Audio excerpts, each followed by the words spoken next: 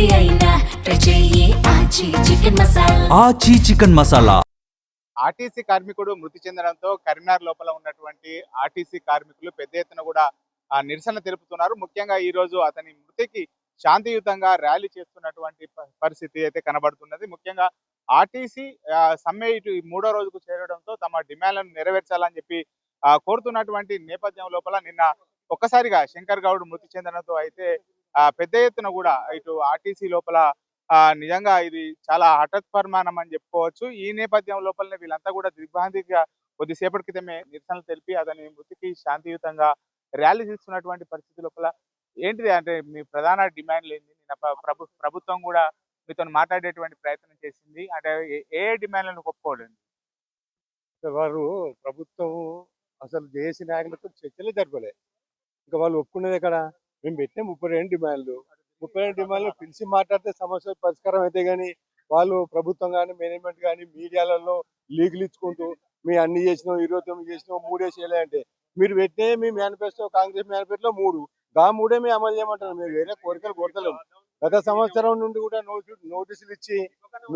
నోటీసులు ఇచ్చి మీరు మధ్యవర్తిత్వంగా కోదండరాము గారిని పునమినేని సాంబశివరావు గారిని పంపించి ఒక వాళ్ళను వాయిదా వేసుకోమని మధ్యవర్తం చేసి 1 ఇయర్ పోస్ట్పోన్ చేయమన్నారు.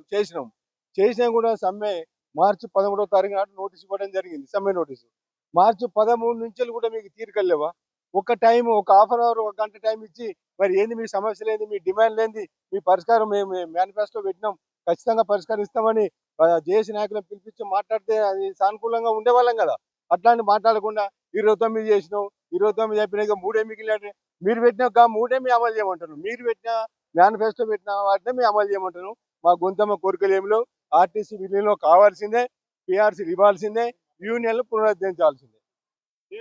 ఏంటి అంటే ప్రధాన డిమాండ్లు ఏంది? నిన్న ప్రభుత్వ పెద్దలు కూడా ఇటు చర్చలు కూడా జరిపారు. ముఖ్యంగా ఆర్టీసీ కార్మికులకు మొత్తం డిమాండ్లను కూడా మేము పరిష్కరిస్తామని చెప్తున్నటువంటి ఇప్పటికీ ఏ ఒక్క రోజు కూడా మేము సమ్మె నోటీస్ ఇచ్చినప్పటి నుండి కూడా నెలల తరబడి గడిచిపోయింది. ఇప్పటికి కూడా అధికారికంగా వాళ్ళు చర్చలకు పిలవలేదు.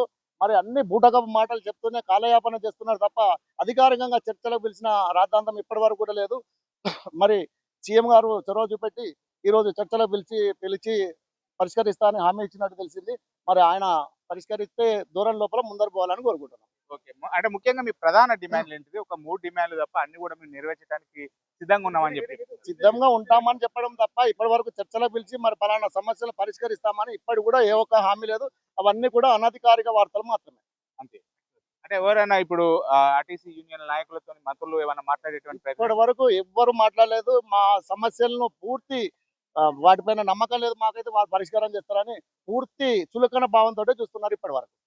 ఇది మొత్తానికైతే ఆర్టీసీ కార్మికులకు ఏదైతే ఇటు కాంగ్రెస్ ప్రభుత్వం అధికారంలోకి వచ్చిన తర్వాత తమ డిమాండ్లను పరిష్కరిస్తామని చెప్పినటువంటి మాటే కానీ కనీసం తమకు చర్చలు కూడా ఎక్కడ చేయడం లేదు. అంటే పెద్ద ఎత్తున కూడా నిన్న మంత్రివర్గం లోపల చర్చ జరిగినా కానీ తమతో మాట్లాడేటువంటి ప్రయత్నం చేయలేదు.